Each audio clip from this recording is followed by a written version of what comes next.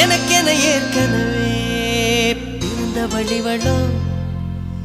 இதயத்தை கயிறு கட்டி இழுத்த வழிவளோ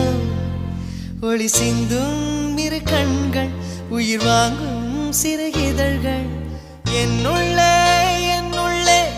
ஏதே